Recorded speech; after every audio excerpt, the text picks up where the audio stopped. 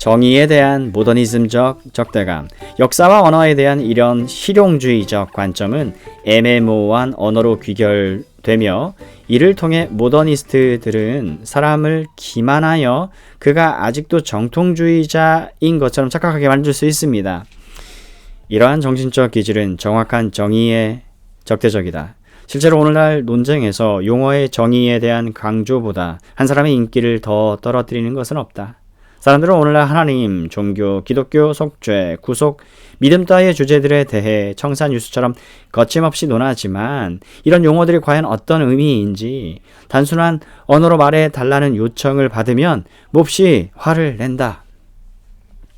모더니즘과 모더니티의 결합에서 비롯되는 모더니즘의 정신에 대한 메이첸의 비판은 두 가지 측면에서 나옵니다. 첫째로 내적인 측면에서의 비판입니다. 이러한 현대 문화는 진정으로 바람직한가?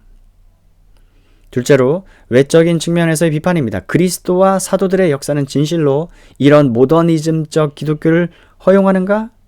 아니면 그런 기독교는 하나의 이질적인 종교일 뿐인가? 메이천은 이렇게 묻습니다.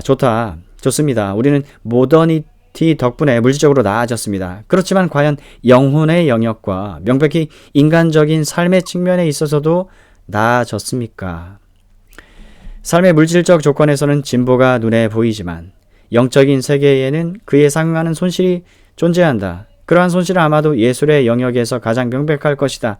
삶의 외적인 조건 속에서 야기된 강력한 혁명에도 불구하고 이제 살아서 그 변화를 찬미하는 그 어떤 위대한 시인도 없다. 인류는 갑자기 벙어리가 되었다. 위대한 화가, 위대한 음악가, 위대한 조각가도 함께 사라졌다. 지금도 남아있는 예술은 대체로 모방에만 머물고 그나마 모방적이지 않은 예술은 보통 기괴하다. 메이체는 메마른 공리주의가 영혼의 보다 높은 열망을 파괴하며 비할 데 없는 인생의 빈곤을 가져온다고 주장합니다. 진리의 객관적 기준을 앗아가 버리는 것은 곧 하찮은 것에서 위대한 것으로 또는 나쁜 것에서 좋은 것으로의 변화를 헤아릴 유일한 수단을 앗아가는 것입니다. 그렇게 되면 어떤 교리도 그것이 특정한 세대나 특정한 사람들의 무리에 알맞기만 하면 그와 모순되는 다른 어떤 교리만큼이나 똑같이 유효합니다. 진리가 없는 모든 것은 만화경의 무의미한 변화무쌍함입니다. 객관적 진리에 비추어 진보를 의식하지 못하면 삶은 점점 더 풍성해지는 것이 아니라 점점 더 빈곤해집니다. 모더니티와 모더니즘의 효과에 대한 이와 같은 관찰에 비추어 메이체는 현대인에게 과거와 진리와 초자연적인 것이 정말 현대인이 생각하는 것처럼 하찮고 희생해도 좋은 것인지 묻습니다. 현대적인 삶의 유관스러운 결합에 비추어 볼 때 하나의 종교 형태는 분명 단순히 현대적이라는 이유로 칭송을 받거나 오래되었다는 이유로 비난을 받아서는 안 된다. 오히려 인류의 상황은 과거 세대의 사람들을 그토록 위대하게 만들고 현재 세대의 사람들을 그토록 왜소하게 만든 요인이 과연 무엇인지를 묻는 것도 무리가 아닐 정도다. 이처럼 메이체는 모더니티와 모더니즘을 내부에서부터 이해하고 비판고자 합니다. 바로 이 점이 대체로 그를 당대의 근본주의자들과 구별되게 한 요인입니다. 다음으로 메이체는 외부에서 신약사가 겸 학자로서 자신의 능력을 발휘합니다. 그는 역사적 근거를 바탕으로 교회는 처음부터 말씀을 증언하는 교회였으며 사도행전 1장 8절 사도들의 가르침에 충실한 교회였다고 주장합니다. 다시 말해 교회의 생명은 그것이 없으면 기독교도 없었을 그런 사건들을 바탕으로 세워졌습니다. 이러한 사건들은 그런 사건들이 필수적이기 때문에 그에 대한 객관적 진리를 말하는 신실한 증인들을 요구합니다. 또 교회의 생명은 사도들의 가르침, 사도행전 2장 42절, 즉 그런 사건들에 대한 권위 있는 해석을 바탕으로 세워졌습니다. 메이체는 기독교와 자유주의의 교리에 대한 장에서 바울은 설령 메시지를 전하는 사람이 그리 올바르지 않더라도 자신의 메시지는 참되며 그 메시지를 정확히 이해할 필요가 있다는 점을 매우 강조했다고 강력히 주장합니다. 예를 들면 빌립보서에서 바울은 자신이 옥에 갇힌 상황을 더 악화시키기 위해 나쁜 동기로 말씀을 전하는 이들에게까지 관용을 보였습니다. 그들도 그리스도에 대한 객관적 진리를 말하고 있었기 때문이었습니다. 하지만 갈라디아에서 바울은 자신을 대적한 이들을 용납하지 않고 그들에게 저주를 선포했습니다. 그들은 그 메시지를 객관적으로 잘못 이해하고 있기 때문이었습니다. 그들은 이방인들에게 육체의 행위가 그들의 삶 속에서 믿음과 성령으로 시작된 하나님의 칭의의 역사를 완성시켜 줄 것이라고 말했습니다. 유대주의자들과 바울은 모두 구원을 위한 믿음의 필요성을 포함한 여러 귀한 진리에 대해 대체로 동의했을 것이므로 이 문제는 사소한 문제처럼 보일지도 모릅니다. 그러나 이것은 사소한 문제가 아니었습니다.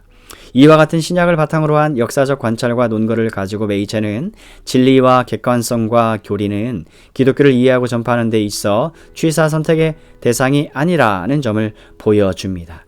실용주의적, 모더니즘적 태도에 맞서 역사적 기독교를 믿는 우리 신자들은 진리의 객관성을 주장하기 때문에 신학은 단순히 상징적인 용어로 이후 세대에는 다른 용어로 표현되어야 마땅한 내적 경험을 표현하려는 시도가 아니라 경험의 바탕이 되는 사실들을 제시하는 것이라고 믿습니다.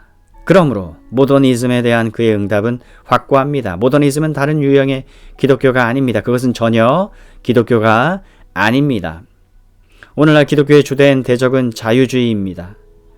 모든 면에서 이 두 운동은 서로 정반대입니다. 자유주의는 기본적인 진리를 양보했습니다. 더 나쁘게는 근본적인 진리죠. 진리의 개념을 실용주의에 양보했습니다. 그래서 긍정 명제조차 부정 명제가 되었습니다. 왜냐하면 자유주의는 긍정 명제도 참된 것으로서가 아니라 유용한 것으로서 긍정하기 때문입니다. 메이첸이 발견한 사실은 우리에게도 여전히 유효하다. 나는 메이첸이 살던 시대의 모더니즘의 구조는 우리 시대 포스트 모더니즘과 별반 다르지 않다고 생각을 합니다. 몇몇 교회에서는 모더니즘의 승리가 완성되었습니다.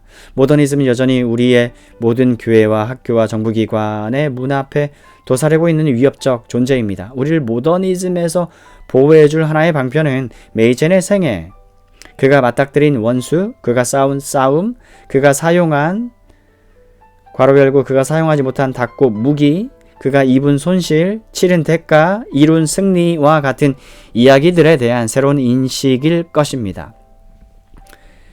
역사를 알지 못하면 우리는 우리 시대의 믿음을 지키기 위한 노력면에서 약해지고 빈곤해질 것입니다.